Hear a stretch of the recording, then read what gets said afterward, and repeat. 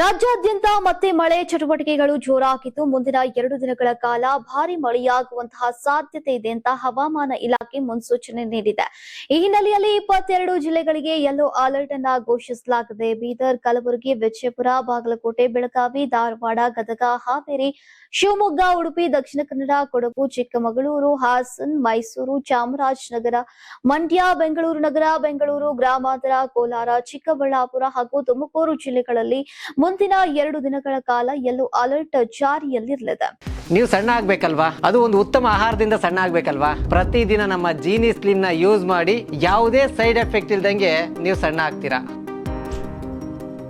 ಕರಾವಳಿ ಭಾಗಗಳಲ್ಲಿ ವಿಶೇಷವಾಗಿ ದಕ್ಷಿಣ ಮತ್ತು ಉಡುಪಿ ಜಿಲ್ಲೆಗಳಲ್ಲಿ ಮಧ್ಯಾಹ್ನ ನಂತರ ಹಾಗೂ ಸಂಜೆ ವೇಳೆಯಲ್ಲಿ ಗುಡುಗು ಸಹಿತ ಮಳೆಯಾಗುವಂತಹ ಸಾಧ್ಯತೆ ಇದೆ. ಉತ್ತರ ಕನ್ನಡ ಜಿಲ್ಲೆಯ ಹಲವು ಭಾಗಗಳಲ್ಲಿಯೂ ಮಳೆಯ ಮುನ್ಸೂಚನೆಯನ್ನ ನೀಡಲಾಗಿದೆ. ಮಲೆನಾಡು ಪ್ರದೇಶಗಳಾದಂತಹ ಕೊಡಗು, ಹಾಸನ್, ಚಿಕ್ಕಮಗಳೂರು ಮತ್ತು ಶಿವಮೊಗ್ಗ ಜಿಲ್ಲೆಗಳಲ್ಲಿ ಗುಡುಗು ಸಿಡಿಲು ಸಹಿತ ಮಳೆಯಾಗಲಿದ್ದು ಈಗ ಜನರು ಎಚ್ಚರಿಕೆಯಿಂದ ಇರೋಕೆ ಸೂಚಿಸಲಾಗಿದೆ.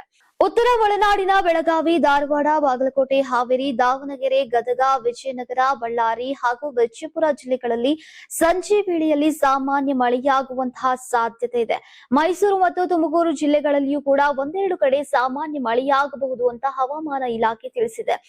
ಗಾಳಿಯ ತೀವ್ರತೆ ಹೆಚ್ಚಾದ್ರೆ ರಾಜ್ಯದ ಇತರ ಭಾಗಗಳಲ್ಲಿಯೂ ಕೂಡ ತುಂತುರು ಮಳೆಯ ಸಾಧ್ಯತೆ ಇದೆ.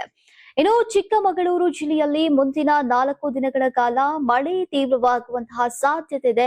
ಇಂದು ಹಲವೆಡೆ ಗುಡುಗು ಸಹಿತ ಮಳೆಯಾಗುವ ಜೊತೆಗೆ ಗಂಟೆಗೆ 30 ರಿಂದ 40 ಕಿಲೋಮೀಟರ್ ವೇಗದಲ್ಲಿ ಬಿರುಗಾಳಿ ಬೀಸುವಂತಹ ಸಾಧ್ಯತೆ ಇರೋದ್ರಿಂದ ಜನರು ಅಗತ್ಯ ಮುನ್ನೆಚ್ಚರಿಕಾ ಕ್ರಮಗಳನ್ನ ಕೈಗೊಳ್ಳುವಂತೆ ಸೂಚಿಸಲಾಗಿದೆ. ಒಟ್ಟಾರೆಯಾಗಿ ಮಾರ್ಚ್ ಅಂತ್ಯ ಹಾಗೂ ಏಪ್ರಿಲ್ ಆರಂಭದಲ್ಲಿ ರಾಜ್ಯದಲ್ಲಿ ಮಳೆಯ ಪ್ರಮಾಣ ಹೆಚ್ಚಾಗಲಿದ್ದು ಈಗ ಏಪ್ರಿಲ್ 5ರವರೆಗೆ ಹಲವೆಡೆ ಮಳೆ ಮುಂದುವರಿಯುವಂತಹ ಲಕ್ಷಣಗಳಿವೆ. ಹೀಗಾಗಿ ಸಾರ್ವಜನಿಕರು ಹವಾಮಾನ ಇಲಾಖೆ ನೀಡುವಂತಹ ಮುನ್ನೆಚ್ಚರಿಕೆಯ ಮುಂದಿನ ಅಪ್ಡೇಟ್ಗಳನ್ನ ಗಮನಿಸಿ ಎಚ್ಚರಿಕೆಯಿಂದ ಇರೋಕೆ ಸಲಹೆಯನ್ನ ನೀಡಲಾಗಿದೆ.